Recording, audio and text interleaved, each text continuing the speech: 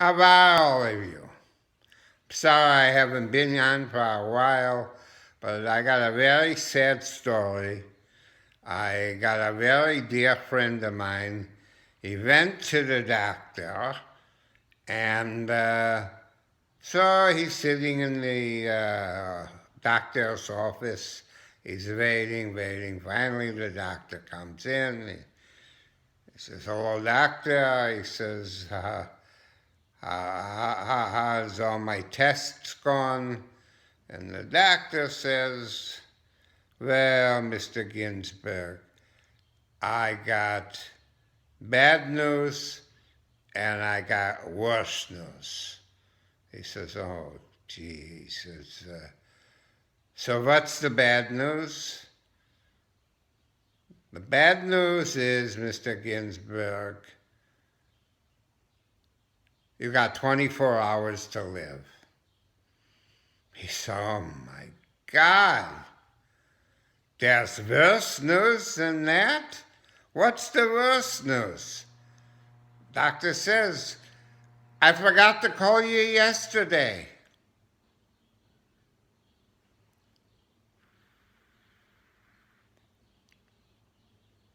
I got another story for you. This guy, his name is Mashel, and Mashel's friends with Harry and Harry's wife, Mabel. So he goes over and he knocks on the door, and Mabel opens up the door and she says, come on in. He says, well, is your husband home? She says, no, my husband's not home now, but you want to come in for a cup of coffee? He says, sure, I'll have a cup of coffee. And she's just wearing a robe, and he's always had his eye on her. And he says, you know, for a woman like you, I would pay $100 if you would just open up your robe for just a couple seconds so I can look. I find you a very beautiful woman. She says, for $100? He says, yeah. Okay. So she goes like this, opens up the robe, and he's looking, and she says, that's it. And that's sipping on that coffee. He says, you know, for a woman like you, I would pay $200 if I could just touch. She says, you would pay me $200 just to touch for a few seconds? He says, yeah, just a few seconds. She says, $100, $200. Okay. She opens up the robe, and he's touching and feeling and touching. And she says, that's it, closes up. And so they're sipping on their coffee. And finally he says, you know, for a woman like you, I would pay $300 if I could just kiss your breasts.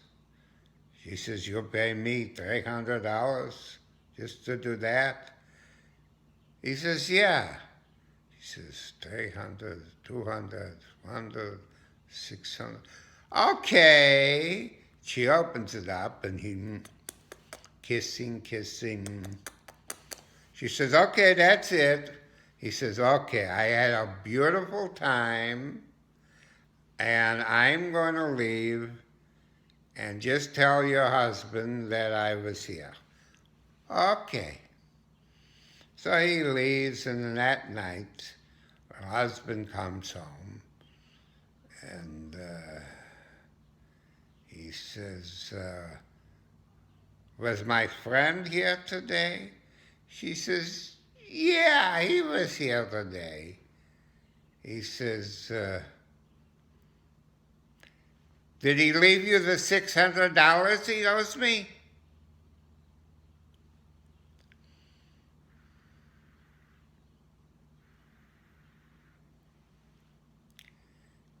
Jewish guy wants to get into a country club. Very bad.